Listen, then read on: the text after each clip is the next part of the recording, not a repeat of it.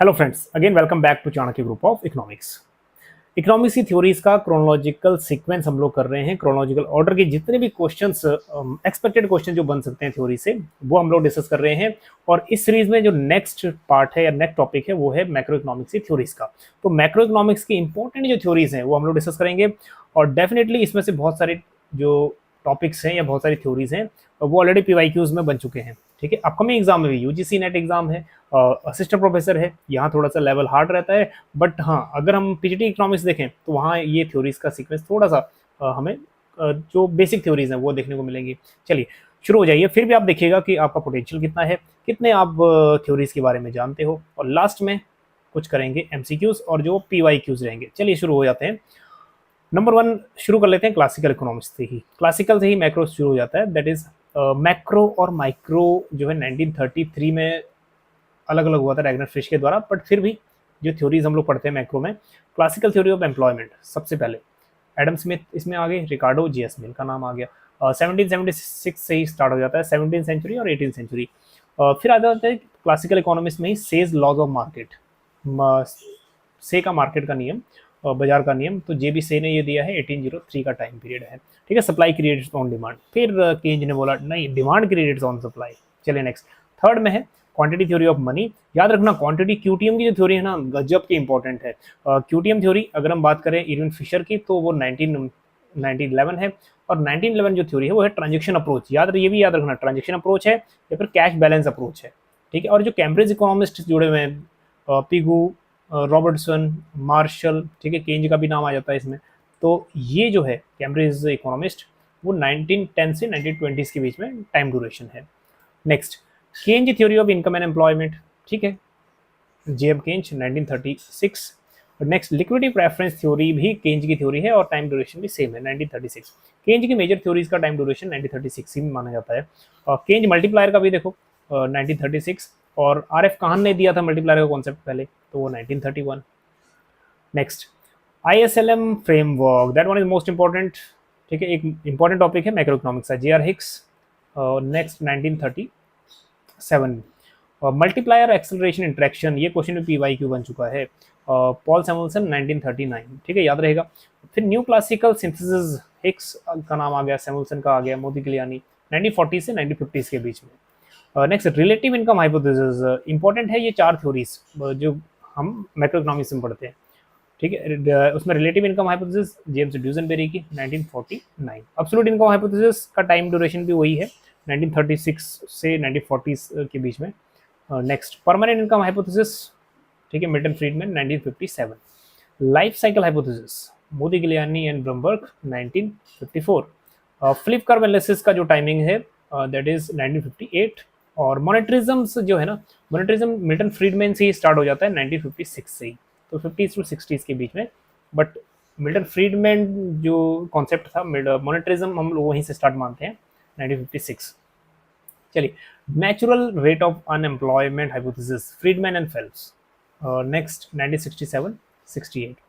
New classical macro economics, Robert Lucas का नाम है इसमें, एंड अदर्स इन 1970s के बीच में time duration. Rational expectation hypothesis, John मट एंड लुकास 1961 और 1970s के बीच में। और याद रखना, रैशनल एक्सपेक्टेशंस का मतलब होता है हम लोग जितने भी अवेलेबल हमारे पास इंफॉर्मेशन है, गवर्नमेंट पॉलिसीज हैं, उनके बेसिस पे हम लोग आगे प्रिडिक्ट करते हैं। एक होता है एडेप्टिव एक्सपेक्टेशन, याद रखना, एडेप्टिव एक्सपेक्टेशन होता है पास्ट जितनी भी चीज़ें हुई हैं उसके बेसिस पे हम लोग ऑब्जर्वेशन कर रहे हैं, नेक्स्ट या फिर डिसीजन ले रहे हैं। लुकास क्रिटिक्स, 1976 पे। Real balance, real business cycle theory, ठीक है, किडलैंड एंड प्रिस्कॉट, ये भी आ चुका है कि रियल बिजनेस साइकिल थ्योरी किसकी थ्योरी है। चलिए 1982 की थ्योरी है। न्यू केन्जियन इकोनॉमिक्स आई मैंक्यू, रोमर, एकरलफ, येलेन, तो 1980s टू 1990s के बीच में। ठीक है, अब यहाँ तक जो इंपॉर्टेंट थ्योरीज थी मैक्रो इकोनॉमिक्स की, कुछ थ्योरी अगर मिसिंग हो तो आप जरूर कमेंट भी करिएगा, बाकी बच्चों का भी फायदा हो जाएगा। चलिए अब इसमें कुछ प्रैक्टिस करते हैं एमसीक्यूज की। चलिए, केंज की थ्योरी अभी बताया था आपको, टाइम ड्यूरेशन एक कॉमन सा है इसका। और quantity theory of money, QTM transaction approach और क्यूटीएम, ठीक है, कैश बैलेंस अप्रोच, ये दोनों इंपॉर्टेंट है।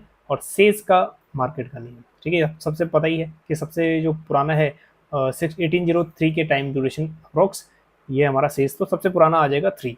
तो अब देखो दो ऑप्शन हमारे ठीक है, बाकी 2 ऑप्शन हट गए हमारे, है ना। चलिए, तो 1803 सेज लॉ ऑफ मार्केट। केनजियन का देखो बेसिक सर 1936 का टाइम ड्यूरेशन है, और उसके बाद क्वांटिटी ट्रांजेक्शन अप्रोच, ठीक है, जो इरियन फिशर की है, दैट इज 1911 की है। और यहाँ पे जो टाइम ड्यूरेशन है 17 टू 1917 टू 23 माना जाता है, that is cash, that is Cambridge balance, क्योंकि ये 4 इकोनॉमिस्ट यहाँ पे जुड़ गए थे। चलिए, तो सबसे पहले आ जाता है 3, उसके बाद आ जाता है 1911 2, दैट इज 3 2, तो बी ऑप्शन सही जा रहा है, दैट इज 4 एंड 1, ठीक है। तो हमारे पास सेकंड ऑप्शन करेक्ट है, ठीक। एक क्वेश्चन और है, इसका भी आंसर देने की कोशिश करते हैं। Chronological order, life cycle hypothesis, new classical macro economics, Philip curve, permanent income hypothesis, ठीक है। चलिए, थोड़ा सा इसको भी वीडियो पॉज करके आप आंसर दे सकते हो। फिलहाल हम लोग बढ़ते हैं राइट आंसर की तरफ। Modigliani concept, life cycle 1954। उसके बाद न्यू क्लासिकल मैक्रो इकोनॉमिक्स का जो कॉन्सेप्ट है लुकास 1970s, और नेक्स्ट फिलिप कर्व 1958। 1958, हाँ। न्यू क्लासिकल, परमानेंट इनकम तो टाइम ड्यूरेशन कुछ और ही है, परमानेंट है, दैट इज 1954।